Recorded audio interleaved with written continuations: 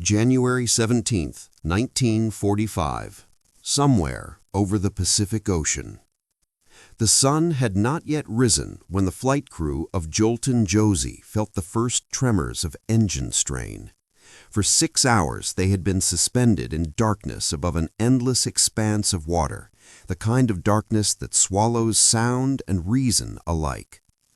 Captain Robert Morgan, veteran of the European theater, survivor of 25 missions over Fortress Europe, pressed his palm against the cold aluminum bulkhead and felt the Boeing B-29 Superfortress shudder beneath him.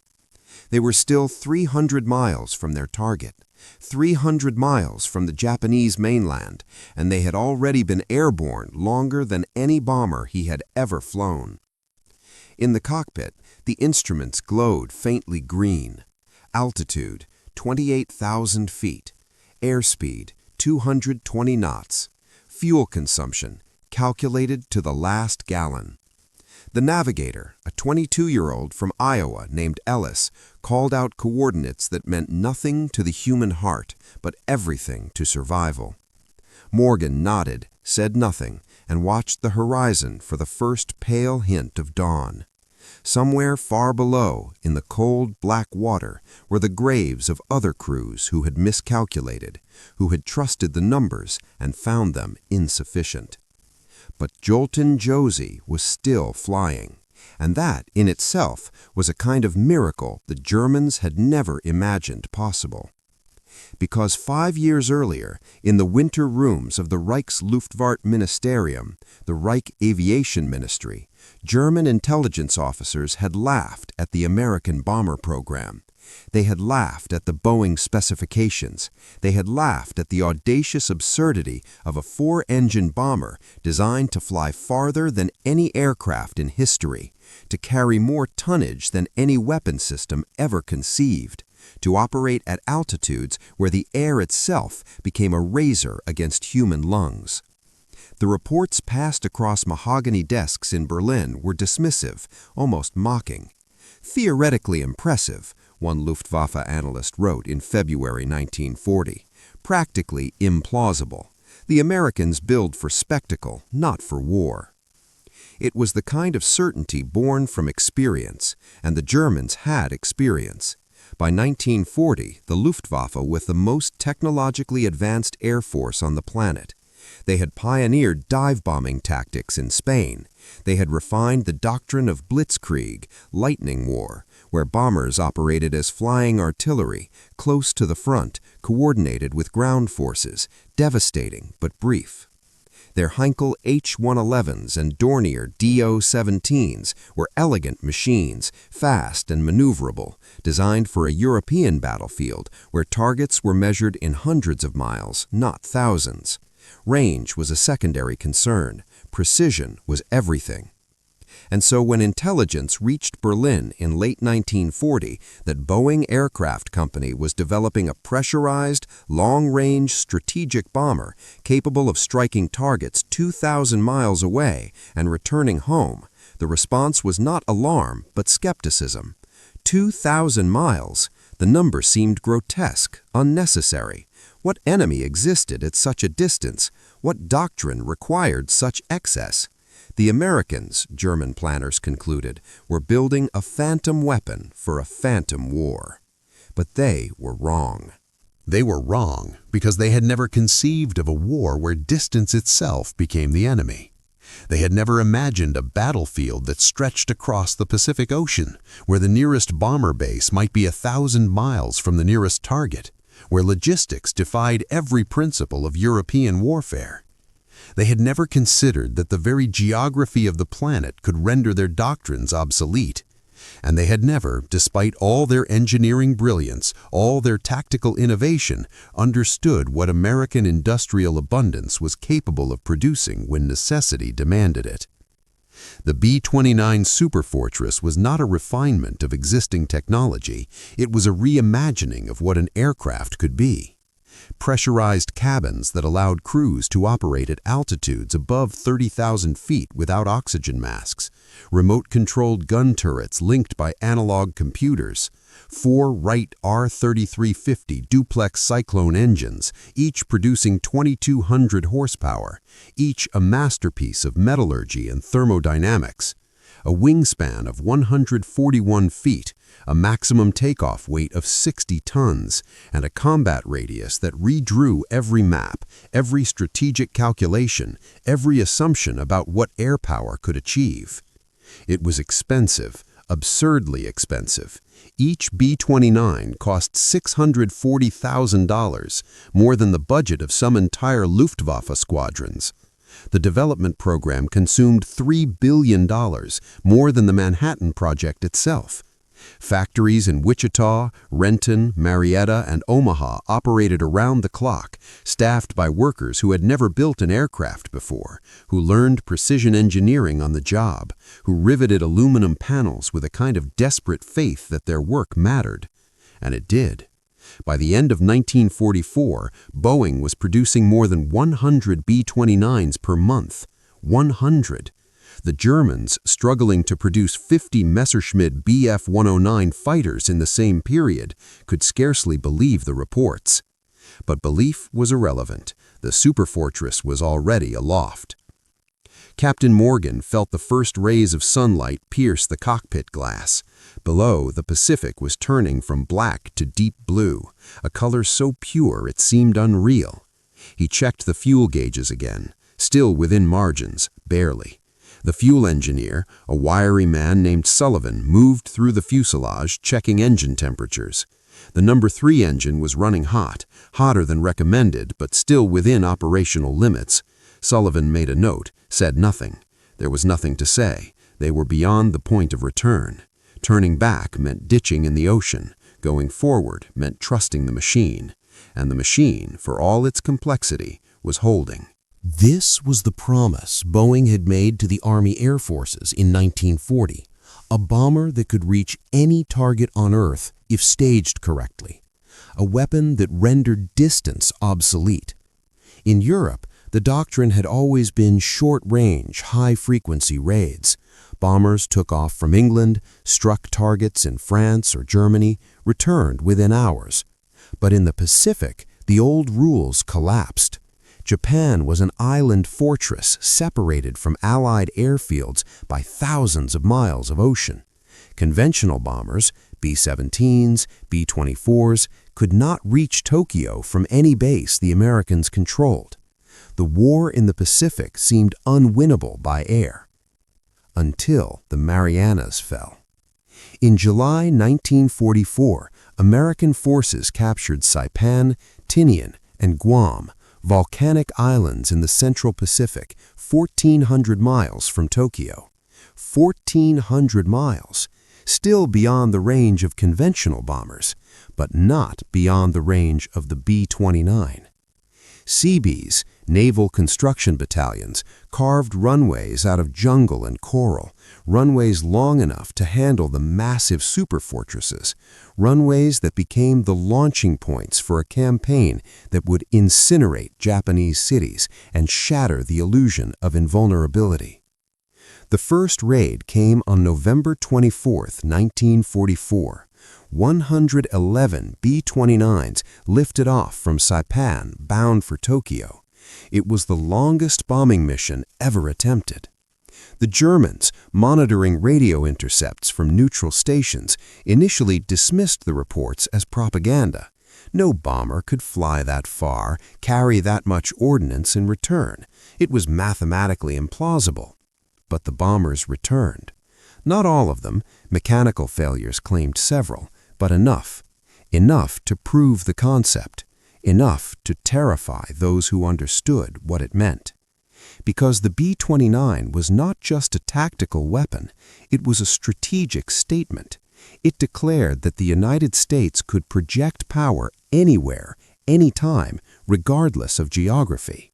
It declared that industrial capacity could overcome any defensive barrier.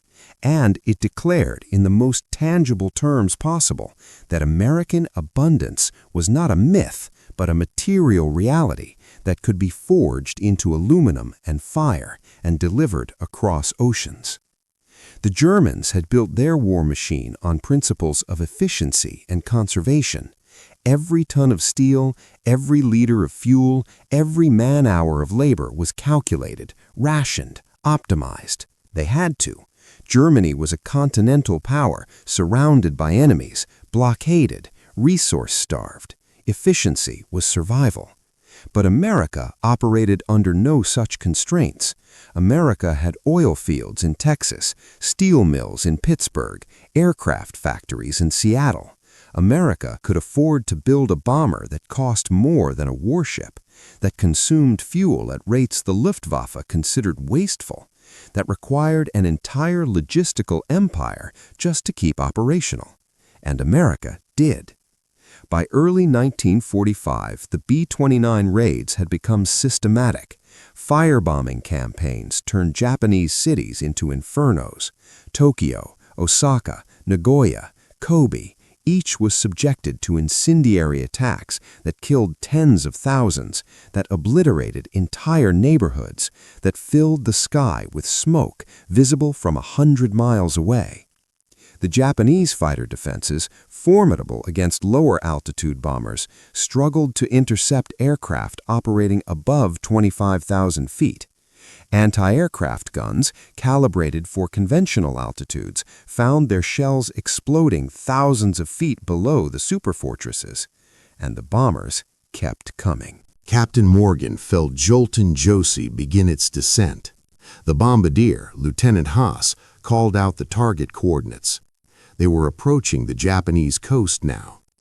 Through the haze, Morgan could see the outline of land, dark green hills, the glint of a river, the geometric sprawl of a city.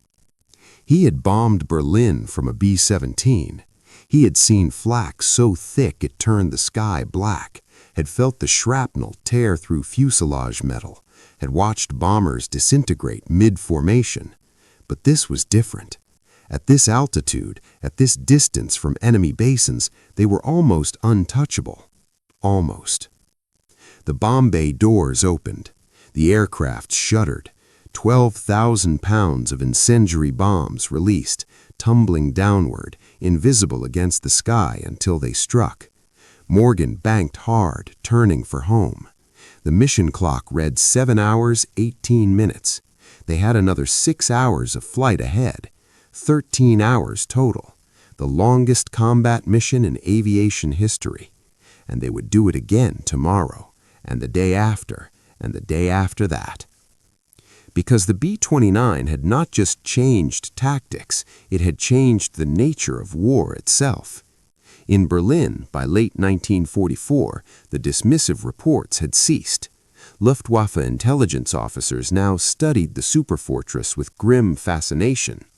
They analyzed every photograph, every captured piece of wreckage, every intercepted radio transmission, and what they found was profoundly disturbing. The B-29 represented a level of industrial sophistication that Germany could no longer match. Not because of a lack of engineering talent, German engineers were among the finest in the world, but because of a lack of resources, infrastructure, and time. Germany was being bombed into rubble by conventional Allied bombers. Its factories were dispersed, its supply lines severed, its workforce conscripted into an unwinnable ground war. Building a superfortress equivalent was impossible. Germany had lost the industrial race before it even began. And so the laughter stopped, replaced by silence, the kind of silence that accompanies the realization that the war is already over, even if the fighting continues. There was a symbolic weight to the B-29 that transcended its technical specifications. It was a machine born of abundance, designed without the constraints of scarcity, built by a nation that could afford to fail and try again. The early test flights were disasters. Engines caught fire, pressurization systems failed, prototypes crashed, but Boeing kept building. The Army kept funding, because America could absorb failure in ways totalitarian states could not. Failure was not a moral indictment, it was data, and data could be refined into success. The Germans had no equivalent margin for error. Every failed prototype was a catastrophe, every wasted resource a potential defeat.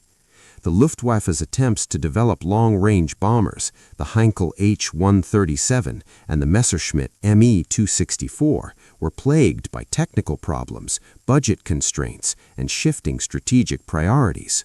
By 1944, with Soviet forces closing in from the east and Allied forces from the west, Germany's focus had shifted entirely to defense.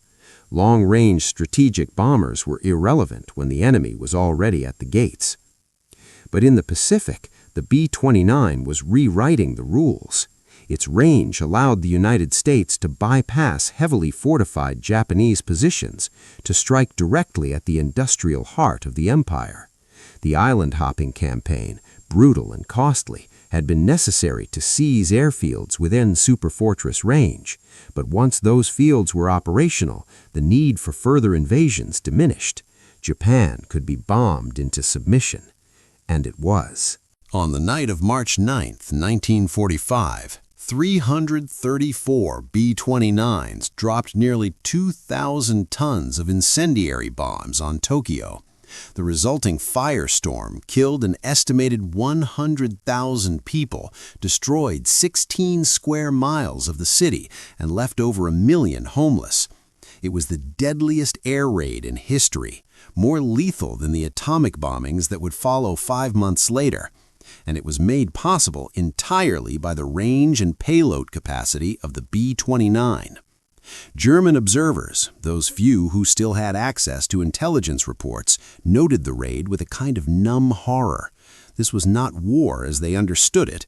This was industrial annihilation on a scale that defied comprehension, and it was being conducted from bases so distant they might as well have been on another planet. The Luftwaffe, once the terror of Europe, had been reduced to defending German skies with outdated fighters and dwindling fuel reserves. Meanwhile, America was projecting its power across the Pacific with a casualness that bordered on arrogance. But it was not arrogance, it was capacity. Captain Morgan brought Jolton Josie down on the Tinian runway 14 hours and 32 minutes after takeoff. The ground crew swarmed the aircraft immediately, checking for damage, refueling, rearming. Morgan climbed out of the cockpit stiff and exhausted. His hands ached from gripping the yoke. His eyes burned from staring into the sun for hours. But the mission was complete. The bombs had been delivered, the aircraft had returned, and tomorrow it would happen again. In the debriefing room, an intelligence officer asked Morgan if he had encountered enemy fighters. Morgan shook his head. "They couldn't reach us," he said. The officer made a note. Later, analyzing the mission data, analysts would calculate that the B-29's operational ceiling and speed had rendered it effectively immune to the majority of Japanese interceptors. The few fighters that did reach the superfortresses were easily repelled by the remote-controlled gun turrets, which could fire in coordinated patterns controlled by a central gunner using analog computing technology the Japanese had no equivalent for. The B-29 was not just ahead of its time, it was ahead of the war itself. And in that technological leap, there was a lesson the Germans had learned too late, that modern war was not won by tactical brilliance or operational efficiency, but by industrial capacity and logistical endurance. The Luftwaffe had been a masterpiece of tactical air power, optimized for a war of movement and maneuver, but the B-29 was designed for a different kind of war, a war of attrition, where victory belonged to whoever could sustain operations longest, strike from the greatest distance, deliver the most tonnage. It was a war the United States was uniquely positioned to win. By the summer of 1945, the B-29 had become the instrument of Japan's destruction. 66 cities had been firebombed, industrial production had collapsed, food supplies were dwindling. The Japanese government, watching its cities burn from airfields it could not reach, understood that continuation was futile. And yet, the war dragged on, until August. On August 6, 1945, a single B-29 named Enola Gay lifted off from Tinian carrying a uranium bomb nicknamed Little Boy. The target was Hiroshima. 3 days later, another B-29, Boxcar, carried a plutonium bomb to Nagasaki. The atomic age had begun, and it had arrived aboard the aircraft the Germans had dismissed as implausible. The irony was profound. The same bomber that had been judged unnecessary, excessive, a product of American wastefulness, had become the delivery system for the most destructive weapon ever created. The B-29's range, the very characteristic that had seemed so absurd in 1940, had made it the only aircraft capable of carrying atomic bombs to Japanese targets. The Manhattan Project, for all its scientific brilliance, would have been strategically irrelevant without the Boeing Superfortress. The bomb needed the bomber, and the bomber existed because America had built it when logic suggested otherwise. In the ruins of Berlin in the summer of 1945, there were no longer any Luftwaffe intelligence officers to analyze the lesson, but the lesson remained. The Germans had built their military on the assumption that war was a contest of immediate superiority, better tanks, better tactics, better soldiers.